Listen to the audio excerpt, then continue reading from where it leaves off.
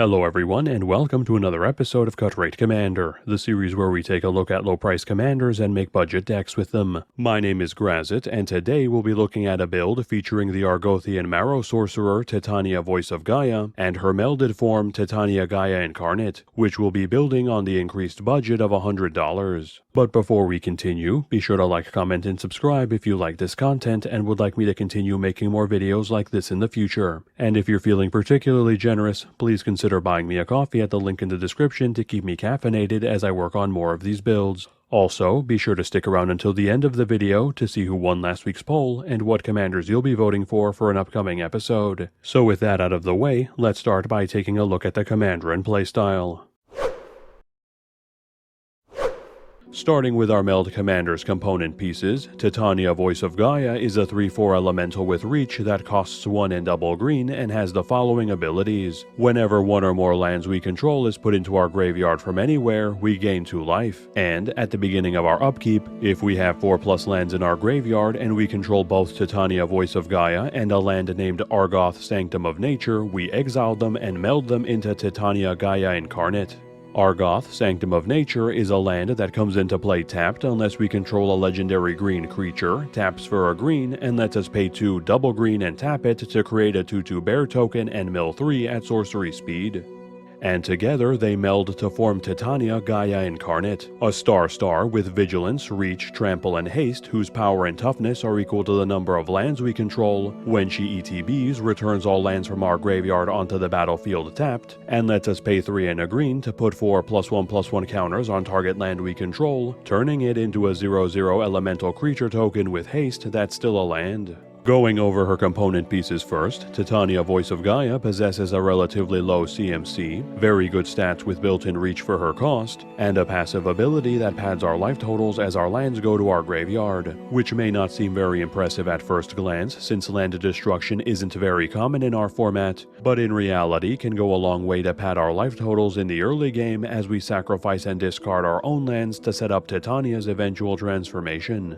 Then the second half of the meld pairing, Argoth Sanctum of Nature, is a pretty standard land that will usually come into play untapped thanks to Titania, and whose activated ability, while slow, can still help us get lands into our bin and build up our board presence in the early game if we have no way of destroying our own lands. Additionally, by virtue of being a land and us being in green, we have access to a wide array of tutoring options to bring it directly into our hand instead of hoping to draw into it, which improves this deck's consistency greatly considering it starts off in the 99. And then these combine to form Titania Gaea Incarnate, who possesses a staggering amount of potent keywords along with a potentially massive stat block that scales with the lands we have in play, making her a titanic threat that can easily 2-shot or even 1-shot our opponents through commander damage that only grows more dangerous as time passes.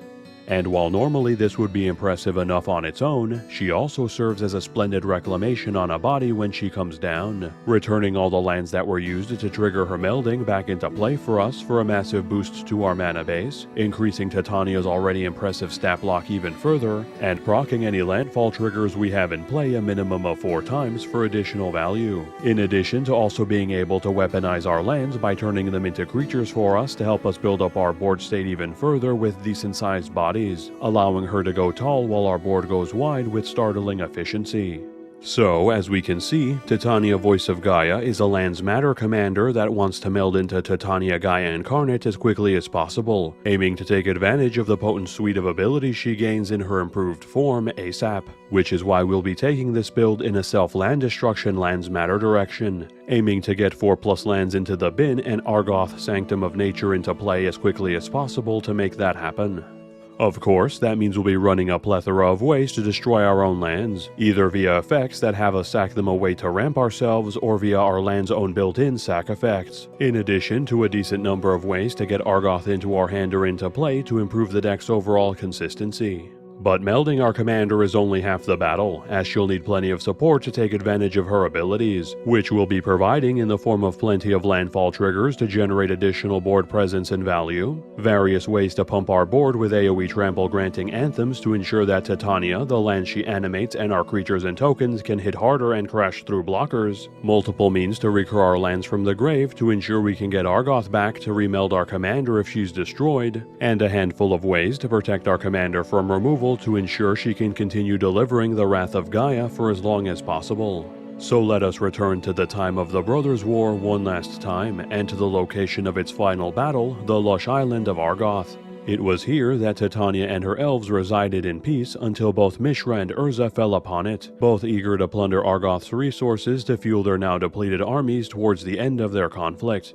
In an effort to avoid further bloodshed, Titania called for peace, which fell upon deaf ears on both sides, forcing Titania to summon forth the full might of Gaea to protect her home and its inhabitants from both brothers, going as far as giving up her body to merge with the forest itself, becoming a vessel of Gaea, Dominaria's world soul, to put an end to the conflict. But even this sacrifice proved to be in vain, as Titania and her people were vaporized upon the activation of the Silex, the island itself shattered under the force of the blast, and leaving only spires of basalt stone jutting from the waves from which it once had stood, it and its people being the final victims of the Brothers' War as a new ice age fell upon Dominaria. So, now that we know a bit more about the commander and playstyle, let's start looking at the deck itself by starting with the creatures.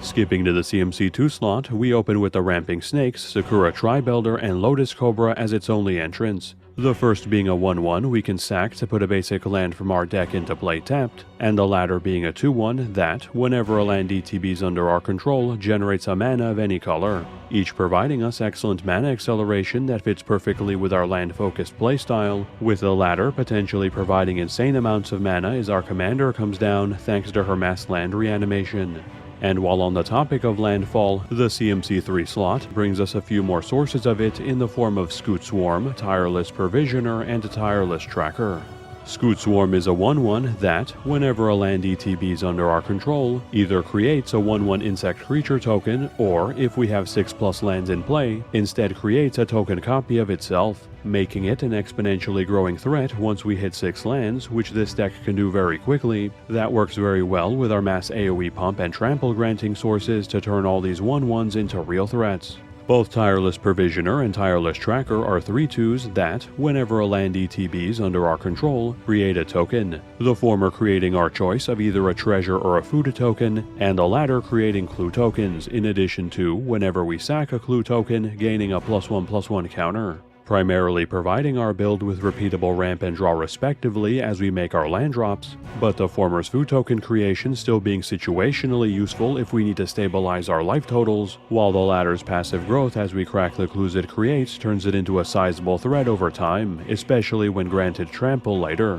We then have Courser of Krufix and Augur of Autumn joining our ranks as we delve deeper into this slot, both of which let us play the top card of our deck if it's a land. The former being a 2/4 that has us play with the top of our deck revealed and has us gain 1 life whenever a land ETBs under our control, and the latter being a 2/3 that lets us look at the top card of our deck at any time, and, if we control 3+ creatures with different powers, lets us cast creature spells off the top of our deck as well, both cheaply enabling us to more easily make our land drops with their land side effects, while also providing decent upside with their life gain to pad our life totals and eventual top deck creature casting to further build up our boards respectively. Springbloom Druid is then the next to join our 3 drops, being a 1/1 that, when it ETBs, lets us sack a land to put 2 basic lands from our deck into play tapped, serving as the first of many land sacking effects to prepare our bin to merge our commander, in this case ramping us nicely in the process and proccing any landfall triggers we may have twice as a bonus. Then to wrap up this slot, we have its final 3 members, Ramen-Up Excavator, Eternal Witness, and Reclamation Sage. Ramen-Up Excavator is a 2/3 that lets us play land cards from our graveyard, giving us the ability to easily replay Argoth from our bin and remeld our commander if she's destroyed, and otherwise allowing us to get extra uses out of our self-sacking utility lands over and over again. Eternal Witness is a 2/1 that, when it ETBs, lets us return target card from our graveyard back to hand, again providing us with another option to recur Argoth upon destruction, or alternatively simply recur any other card from our graveyard, which is always a nice option to have, particularly with land tutors in the early game. Reclamation Sage is another 2/1 that, when it ETBs, lets us destroy target artifact or enchantment, serving as a simple no-nonsense piece of removal that, while basic, is still great to have access to deal with any problematic back row threats we may encounter. The CMC4 slot is then up next, consisting of its trio of members Oracle of Moldiah, Primeval Herald, and Timeless Witness. Oracle of Moldiah is a 2/2 that lets us play an additional land on each of our turns, has us play with the top card of our deck revealed, and lets us play lands off the top of our deck, giving us another creature with land sight that this time can ramp us thanks to passively granting us additional land drops, which works well to make Titania bigger faster and get additional triggers from our landfall sources. Primeval Herald is a 3/1 that, when it ETBs or attacks, puts a basic land from our deck into play tapped, generally getting 2 lands into play for us before it's blocked and removed, but possibly netting us more on boards with low creature counts and when pumped to generate us even more ramp.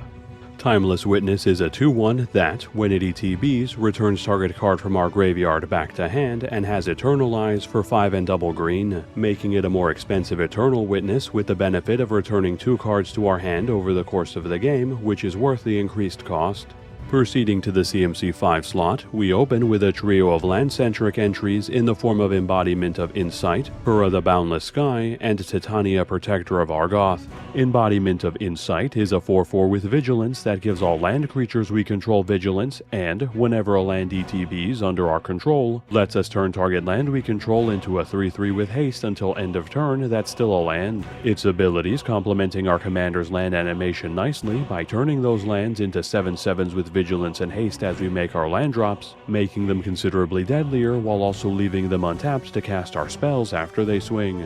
Pura is a 4/4 flyer with Death Touch that, when she dies, either has us search our deck for 3 lands and puts them into our hand, or instead creates an XX green spirit token where X is the number of lands we control. Her keywords making her a very effective blocker that can usually trade with evasive and non-evasive creatures, and, when she inevitably dies, lets us either tutor up Argoth and 2 other self-sacking lands in the early game, or creates a gigantic land payoff beatstick in the late game, both of which are great for us. Titania Protector of Argoth is a 5/3 that, when she ETBs, returns target land from our graveyard onto the battlefield, and, whenever a land we control is sent to the graveyard from the battlefield, creates a 5/3 elemental creature token, pairing very nicely with our multitude of self-sacking lands and our other land sack effects to help us build up our board as we use them, on top of recurring Argoth or our other utility lands as she comes down if needed.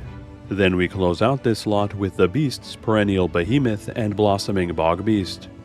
Perennial Behemoth is a 2/7 that lets us play lands from our graveyard and has Unearth for double green, giving us yet another way to recur Argoth or our other utility lands, this time on a sturdy defensive body which, if destroyed, we can temporarily reanimate to recur 1 last land if necessary.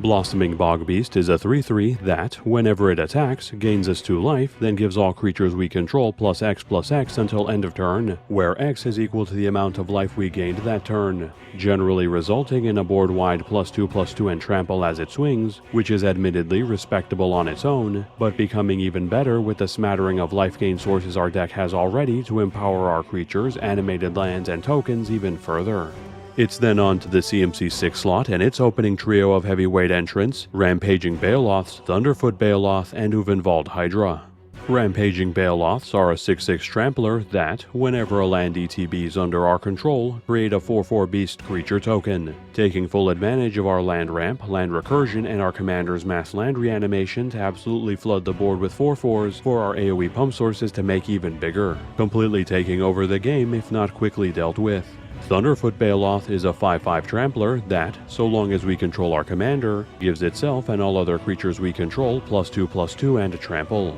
serving as another easy-to-enable AoE stat increase and source of trample for our board to take advantage of, allowing Titania to deal even more commander damage and the rest of our board to crash through blockers to end the game the old-fashioned way.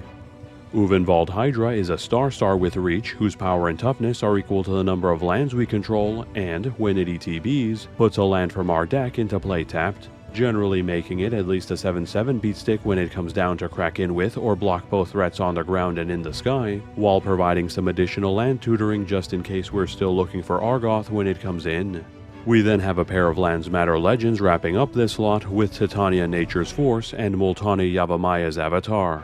Titania Nature's Force is a 6/6 that lets us play forests from our graveyard, creates a 5/3 elemental creature token whenever a forest ETB is under our control, and, whenever an elemental under our control dies, lets us mill 3 cards. Serving as yet another source of landfall token creation for us to take advantage of, her being limited to forests not being too much of a factor since we'll still be running a decent number of basics in this build, and whose mill and forest recursion are decent upside to resummon our commander and keep proccing our landfall triggers.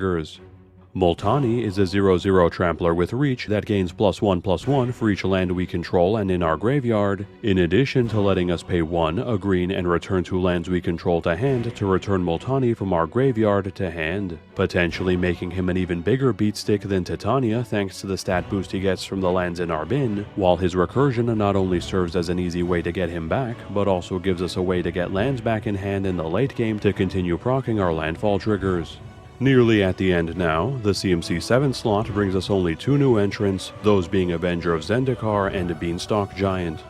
Avenger of Zendikar is a 5/5 that, when it ETBs, creates a 0/1 plant creature token for each land we control, and, whenever a land ETBs under our control, puts a +1/+1 counter on each plant creature we control, creating an instant board state of small bodies to screen attacks for us when it comes down, which won't stay small for long thanks to our various ways to get multiple lands into play, quickly growing those tokens into sizable threats unless our opponents are able to deal with it or its tokens swiftly. Beanstalk Giant is a star whose power and toughness are equal to the number of lands we have in play, and that we can cast for its adventure side, Fertile Footsteps, for 2 and a green, a sorcery that puts a basic land from our deck into play, serving as a source of land ramp in the early game and then as a lands matter payoff in the late game, both of which fit perfectly with this deck's playstyle. And finally, reaching the CMC 8 slot and our final creature, we have Kamal Heart of Krosa, a 5/5 that, at the start of combat on our turn, grants all creatures we control +3/+3 and trample until end of turn, in addition to letting us pay 1 and a green to turn target land we control into a 1/1 elemental creature with vigilance, indestructible, and haste that's still a land until end of turn, providing us with our biggest overrun style effect yet to ensure that our animated trees, creatures, and tokens can crack in for maximum damage, and whose instant speed activated ability can give our animated trees a virtual +1/+1 stat boost and indestructible for extra resiliency. That covers all our creatures, so let's move on to our instance. Starting off in the CMC 1 slot, we open with Crop Rotation, which has a sack a land to search our deck for any land and put it into play, making it a dirt cheap way to tutor up Argoth or any of our other utility lands directly into play while also setting up our graveyard to merge our commander, greatly improving our deck's consistency at flash speed no less. Then closing out this slot, we have Withstand Death and Snakeskin Veil, both of which protect target creature, the former by making it indestructible until end of turn, and the latter by granting it hexproof until end of turn instead, as well as giving it a +1/+1 counter, both serving as very cheap means to keep our commander alive through our opponent's attempts to remove her and allow her to keep cracking in with her Titanic stat block for longer.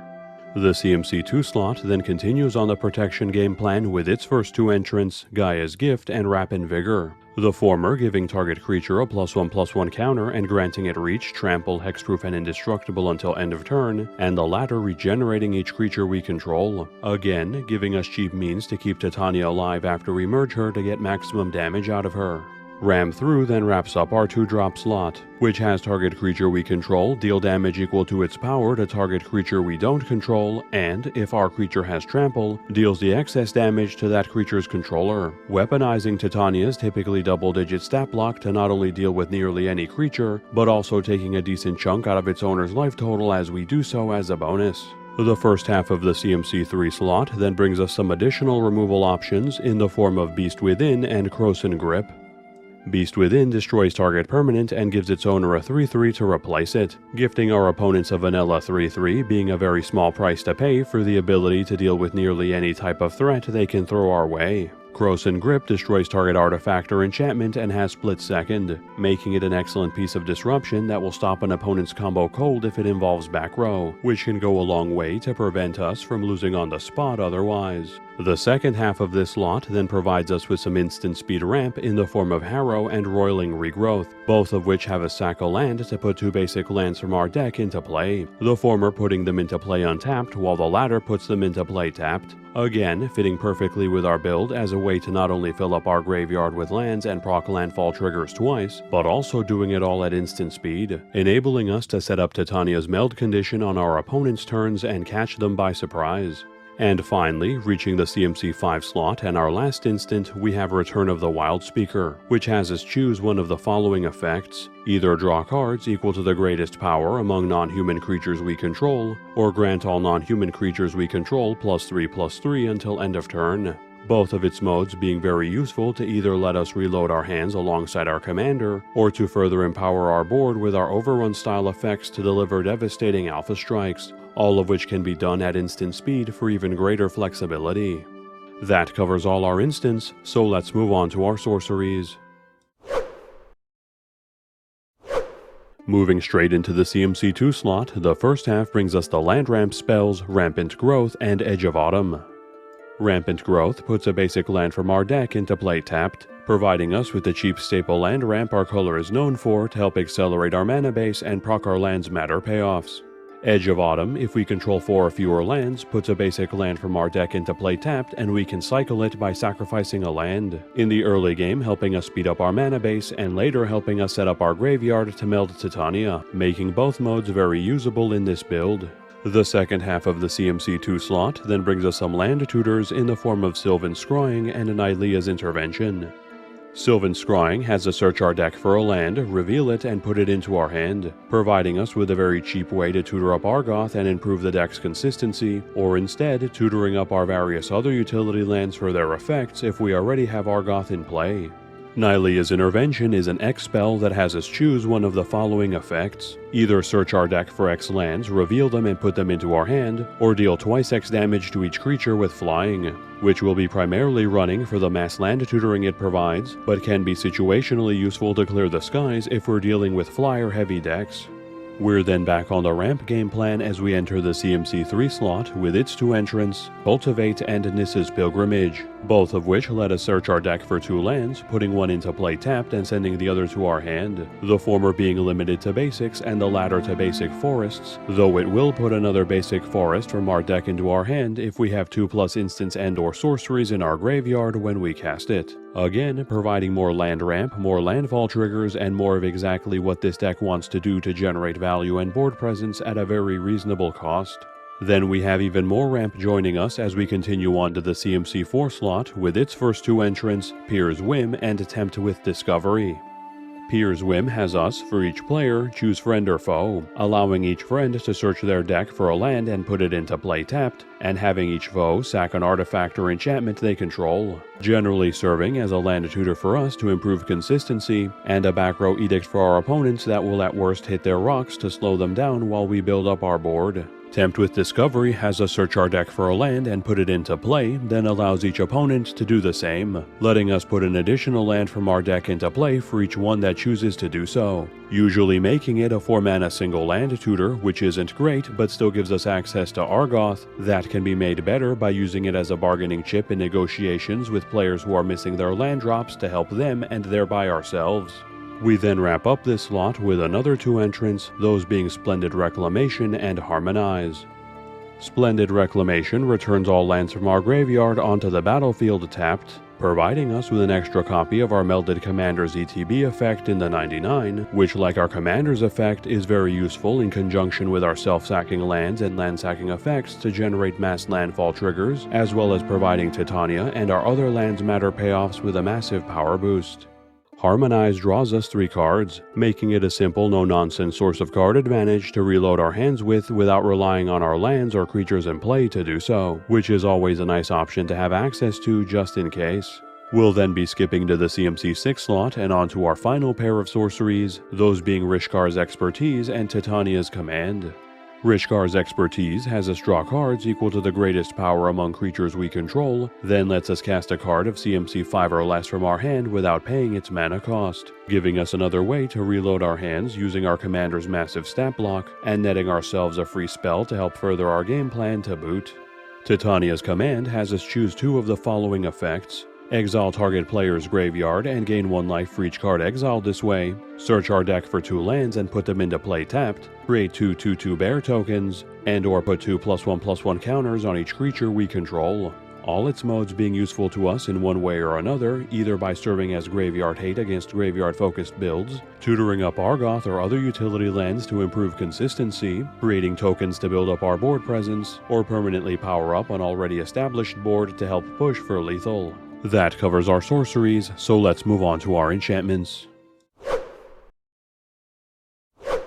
Skipping straight to the CMC2 slot, we open with Druid class. A class which at level 1, whenever a land ETBs under our control, gains us 1 life. At level 2, which costs 2 and a green, lets us make an additional land drop each turn. And at level 3, which costs 4 and a green, has target land become a creature with haste whose power and toughness are equal to the number of lands we control that's still a land. Its combination of landfall life gain, extra land drops, and eventual land animation effect that can target an already animated land to make it even bigger, all synergizing perfectly with our land-focused build. We then wrap up this slot with a pair of removal auras, those being Kenrith's Transformation and Lignify, both of which enchant target creature and have the creature lose all its abilities, the former turning it into a base 3/3 elk and drawing us a card, while the latter turns it into a 0/4 treefolk instead, making them both cheap and efficient creature removal that can bypass a good number of defenses and are particularly good at shutting down commanders, as our opponents can simply recast them like they could if they were destroyed or exiled. Then skipping to the CMC4 slot, we have its lone entrant, Boseiju Reaches Skyward, a saga whose first chapter has us search our deck for 2 basic forests and puts them into our hand, its second chapter putting up to 1 target land from our graveyard on top of our library, and its last chapter transforming it into Branch of Boseiju, a 0/0 enchantment creature plant with reach that gains +1/+1 for each land we control. Its first 2 chapters providing decent utility by enabling us to make our land drops and recur Argoth or another utility land if needed, while its last chapter results in yet another beatstick whose stats scale with our lands, which we can always use more of as mini versions of our commander to pile on the damage.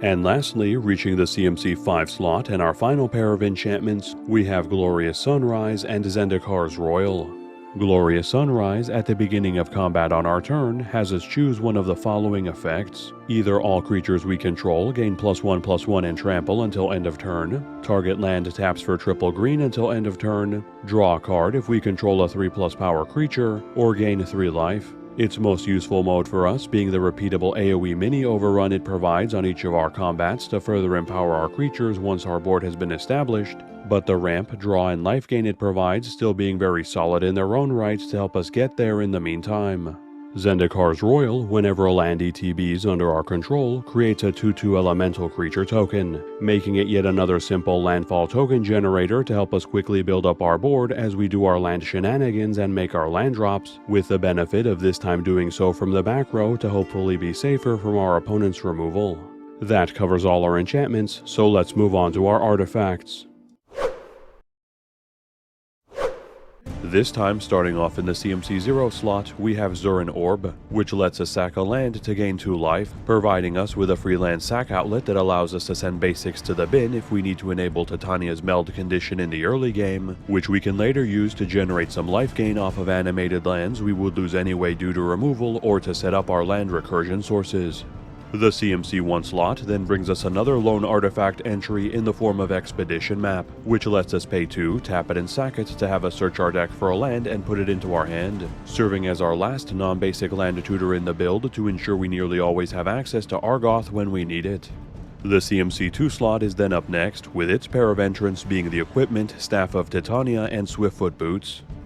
Staff of Titania equips for 3, grants the equipped creature +X/+X, where X is equal to the number of forests we control, and, whenever the equipped creature attacks, creates a 1/1 green forest dryad land creature token. The stat boost it provides taking Titania from 2-shotting to 1-shotting range almost instantly, even if it is only limited to our forests, while the free forest it provides a turn as we swing in will empower Titania even further and also trigger all our other landfall payoffs as well for additional value. Swiftfoot Boots equips for 1 and grants the equipped creature hexproof and haste, serving as another way to keep our commander protected from our opponent's attempts to remove her, and ensuring she sticks around to continue swinging in for as long as possible. And finally, jumping to the CMC4 slot, we come to our final artifact, Seer's Sundial, which, whenever a land ETBs under our control, lets us pay 2 to draw a card, allowing us to turn all our land drops, land ramp, and land recursion into card advantage at a modest price to help us keep our hands nice and full throughout the course of the game. That covers all our artifacts, so let's move on to our Planeswalkers.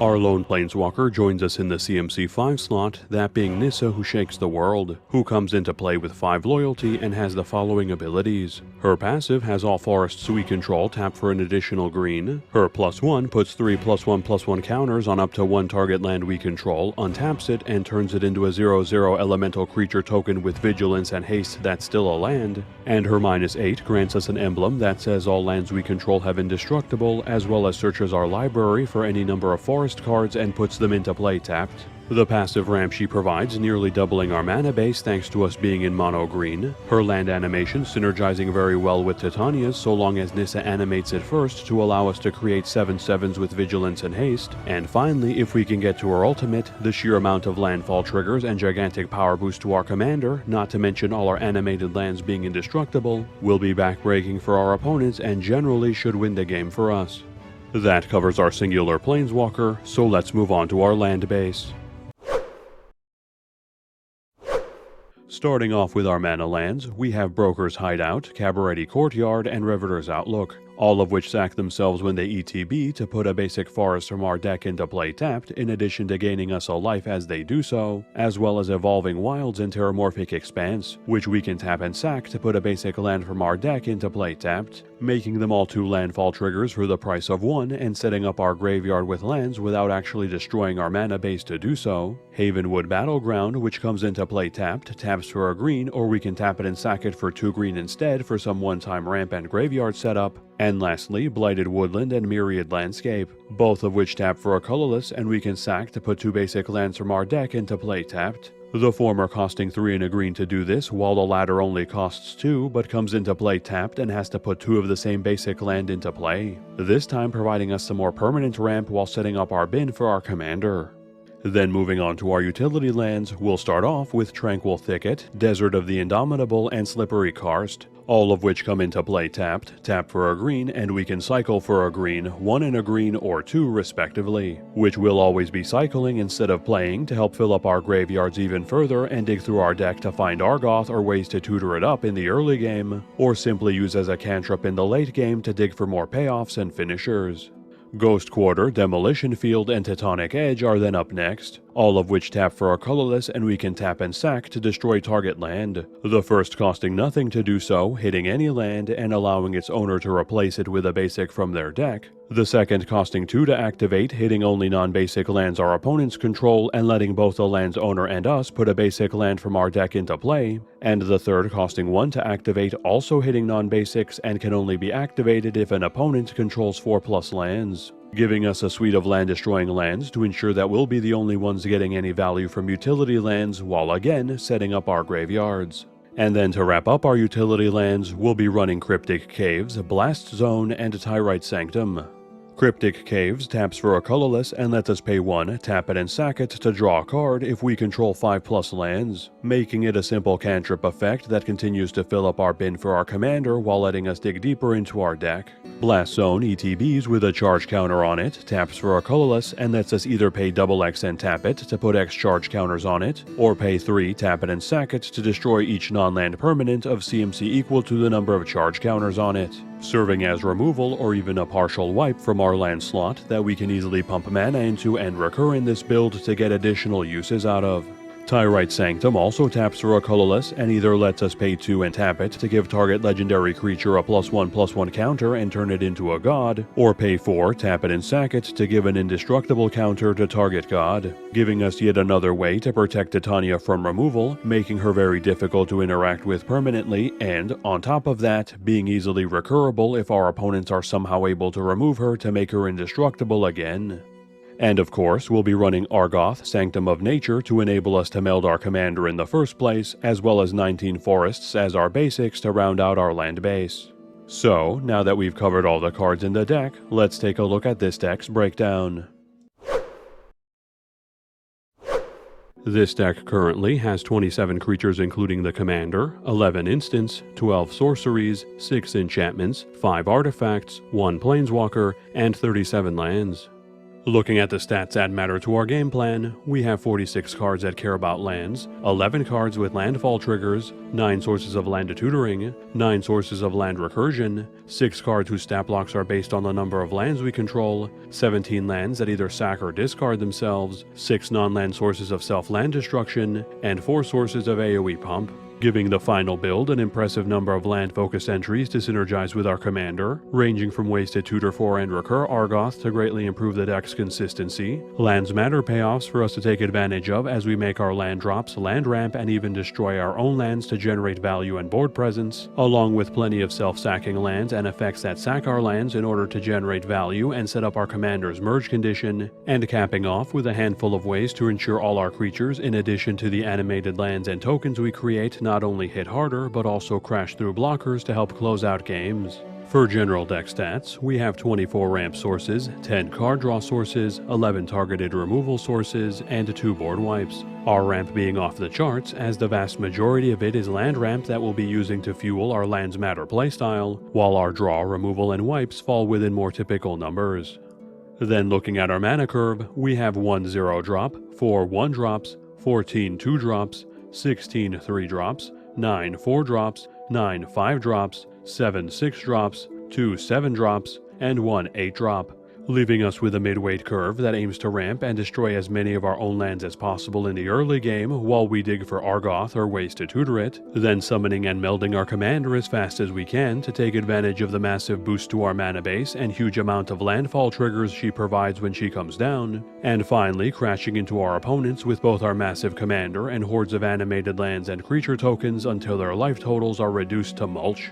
Currently, this deck is valued at $99.82, not counting the price of basic lands or shipping. This price was calculated by using the cheapest listed marketplace price on TCG Player at the time of this recording. For side grades, we can replace Timeless Witness with Uvenvald Oddity if we favor another way to pump our board with AoE Trample over additional recursion, and Pier's Whim can be exchanged for World Shaper if we want to forgo Precision Land Tutoring to opt for some more self-mill instead that eventually turns into another mass land reanimation source upon death. Then for upgrades, Busenju Reaches Skyward can be replaced with Elvish Reclaimer, who's an excellent repeatable land tutor to help us search up Argoth and eventually our other utility lands while filling up our bin every time it does so. Kura the Boundless Sky can be benched for Ashaya Soul of the Wild, who's another lands equal stats creature that also turns all our creatures in the 99 into lands to further empower Titania and proc our lands matters payoffs. Titania's command can be cut to make room for Ancient Green Warden, who provides additional land recursion and doubles all our landfall triggers by just existing on the battlefield. Beanstalk Giant can be sidelined for Cultivator Colossus, whose stats also equal our lands in play, but this time can also generate an insane amount of ramp, landfall triggers, and card draw depending on how many lands we have in hand when it comes down. An embodiment of Insight can be axed to make room for Greensleeve's Marrow Sorcerer, who's a better landfall payoff thanks to creating permanent tokens while also growing bigger as our land base does. And finally, we can cut a basic forest from our build to plant Bashenju Who Endures in its place, whose channel effect is excellent removal whether drawn early to help set up Titania or if drawn later to help disrupt our opponent's plays. Though be aware that this overgrown bonsai will cost us just about as much as purchasing a real one if we wish to add it to our deck. Thanks everyone for sticking around until the end of the video. Before we continue, I'd first like to take a moment to thank the channel subs yet again for helping the channel reach its 9.1k subscriber milestone. Thank you all for your continued support, as this channel would be unable to grow without it. Then quickly going over our releases for the next 2 weeks, we'll be covering the Precon upgrade for Corrupting Influence and its face commander Excel Scion of Atraxa next week, and then covering Rebellion Rising and its face commander Nayali Sun's Vanguard the following week, so stay tuned for those. Then moving on to this week's poll, in keeping in theme with the precons, we'll be giving the alternate precon commanders a chance at the polls, with this week's contenders being the Savage Phyrexian Insect Vishgraz the Doomhive and the Noble Phoenix Othari Sun's Glory. Please cast your vote in the community tab, link in the description, and let me know in the comments who you voted for and what commanders you want to see from Phyrexia all will be won in future polls. And before we close out, again, be sure to like, comment, and subscribe if you haven't done so already, as this channel cannot grow without your support. And if you feel like showing your thanks by keeping me caffeinated while I make these videos, please consider buying me a coffee at the link in the description. And if any of you would like to support the channel in a different way, feel free to check out the other deck techs floating around my head if you'd like to see the latest builds, or click on the link above for a playlist of all the Cut Rate Commander episodes I've made so far. And with that, have a good one, folks, and stay safe.